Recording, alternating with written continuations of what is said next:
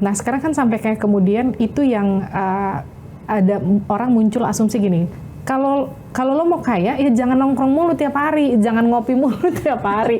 Gimana mau nabung sehari nongkrong di kafe udah segini gitu, dikali sekian puluh hari selama sebulan gitu. Itu kan yang bikin anak-anak muda terutama kaum milenial itu dianggap susah punya rumah. Itu Mbak, ngaruh ke situ. Anak muda itu dia cenderung experience first. Pengalaman hidup. Betul, sampai kayak kemudian ada orang bilang gini kan, ada analogi gini Mbak.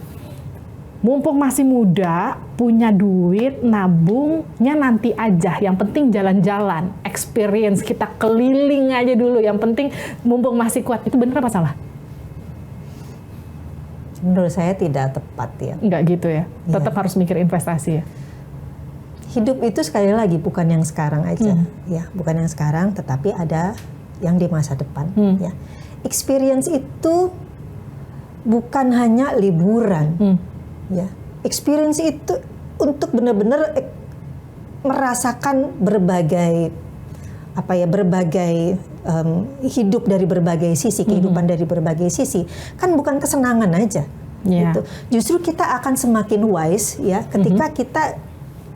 ketika kita menguji diri kita, atau bukan menguji diri kita, berada dalam situasi yang berbeda-beda gitu, baik situasi yang sifatnya itu kenikmatan ataupun misalnya sifatnya yang kesulitan gitu. Gitu ya. Nah, sekali lagi instant gratification. Orang itu manusiawi lah, maunya yang enak-enak aja, gitu kan. Maunya yang enak-enak aja, yang susah-susah nggak mau gitu. Nah, termasuk juga dalam hal dia memilah maksudnya begini, ya. Manusiawi bahwa orang itu lebih cenderung untuk lebih memilih sesuatu yang membuat dirinya merasa nyaman. Experience atau situasi yang membuat dia tidak nyaman, nabung itu kan nggak nyaman karena kita menahan belanja. Duit kalau mau dibelanjain kan bisa, tapi kita memilih untuk tidak membelanjakan dan menahan untuk tidak menabung dan memilih menabung, itu painful gitu. Sementara orang lain bisa misalnya makan di mana, liburan di mana gitu. Kita nabung untuk beli rumah gitu.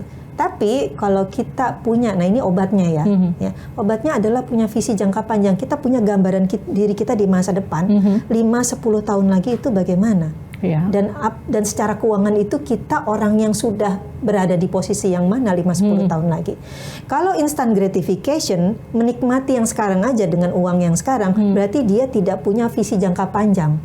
Gitu. Hidupnya cuma sekarang aja. Jadi saya kira salah satu obatnya adalah mulai anak-anak muda usia 20 tahun ini, ya, saya setuju Anda harus punya pengalaman sebanyak-banyaknya. Tapi pengalaman yang sebanyak-banyaknya ini bukan cuma didapat dari liburan aja kok.